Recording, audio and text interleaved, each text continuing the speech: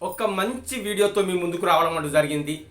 అయితే మంత్రి సీతక్క చొరవతో కొన్ని జిల్లాలలో ఈ బతుకమ్మ చీరలు పంపిణీ చేయనున్నారు. నేడు, రేపు, ఎల్లుండి ఈ 3 రోజులు బతుకమ్మ చీరలు పంపిణీ చేయనున్నారు.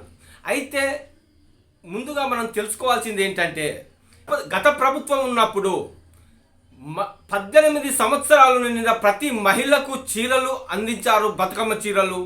కానీ కాంగ్రెస్ ప్రభుత్వంలో బతుకమ్మ చీరలకు స్వస్తి పలికారనే చెప్పవచ్చు.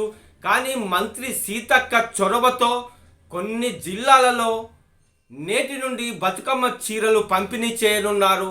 ముఖ్యంగా ఎవరెవరికి పంపిణీ చేస్తారు, ఏ విధమైన పంపిణీ ఉంటుంది అనేది మనం తెలుసుకుంటే, కేవలం మంత్రి సీతక్క ములుగు జిల్లా నుండి ఇప్పటికే ములుగు జిల్లాకు 1,77,745 చీరలు ఇప్పటికే ములుగు జిల్లాకు చేరుకున్నాయి. అలాగే ఇంకొక 5 జిల్లాలకు, ములుగు జిల్లాతో పాటుగా ఇంకొక 5 జిల్లాలకు ఈ బతుకమ్మ చీరలు పంపిణీ చేయనున్నట్టుగా తెలుస్తుంది. ఈ 5 జిల్లాలు ఒకటి భద్రాద్రి కొత్తగూడెము, మహబూబాబాదు, మంచిర్యాల, కొమ్రంభీం, అలాగే ఆదిలాబాద్.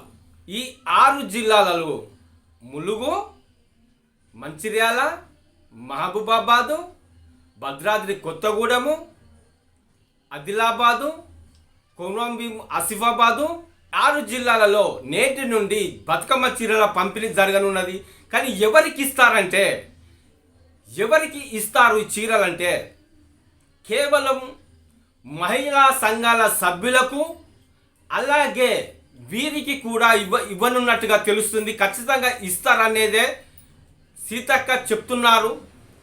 గిరిజన మహిళలకు, 18 సంవత్సరాలు నిండిన గిరిజన మహిళలకు అందరికీ, అలాగే మహిళా సంఘాలకు ఒక్కొక్క చీర చొప్పున నేటి నుండి పంపిణీ చేయనున్నారు. రేవంత్ రెడ్డి గత ప్రభుత్వం తీరుగా ఇవ్వకుండా డబ్బులు పంపిణీ చేస్తానని ఒక మాట, చీరలు పంపిణీ చేస్తామని మరో మాట. అసలు చీరలే వద్దు, చీరలు ఎందుకు, బతుకమ్మ పండుగకే చీరలు అవసరం లేదు, ఎవరి చీరలు వాళ్ళు కొనుక్కుంటారు, డబ్బులు ఇద్దామన్నట్టుగా ఆలోచించిన మాట. ఇవన్నీ ఉత్తమాటలే అయినాయి. మంత్రి సీతక్క గారు తీసుకున్న చొరవతో ఈ జిల్లాలకు, ఒక 6 జిల్లాలకు దసరా బతుకమ్మ చీరలు పంపిణీ చేయనున్నారు. కానీ గవర్నమెంట్కు ఏమైందో ఏమో, కానీ బతుకమ్మ ఆడుకునే దానికి కూడా అవకాశం కల్పించకుండా నానా ఇక్కట్లు పెడుతున్నట్టుగా కాంగ్రెస్ గవర్నమెంట్ అంటేనే ఇక అది చెప్పుకోవద్దు, కానీ సిగ్గుచేటని చెప్పుకోవచ్చు. వాస్తవంగా తెలంగాణలో అత్యంత వైభవోపేతంగా జరిగే సద్దుల బతుకమ్మ దసరా పండుగ, మనకి ఇంత భారీ పెద్ద పండుగ ఈ ఒక్కటే పండుగ. ఈ పండుగకు సరైన విధంగా మహిళలు ఆడుకునే అవకాశం లేకుండా చేస్తున్నట్టుగా తెలుస్తుంది రేవంత్ సర్కారు. ఇది చాలా అన్యాయము, చాలా దుర్మార్గము. కానీ మన సీతక్క గారు కొన్ని జిల్లాలకు చీరలు పంపిణీ చేసే అవకాశాన్ని తీసుకొచ్చి, ఆమె నిర్ణయము చాలా గొప్పదని చెప్పుకోవచ్చును. ఈ 6 జిల్లాలకు చీరలు పంపిణీ చేస్తున్నట్టుగా ఇప్పుడే వార్త రావడం జరిగింది. ఈ 6 జిల్లాలకు చీరలు కూడా సరఫరా అయ్యాయి, నేటి నుండి పంపిణీ జరుగుతుంది.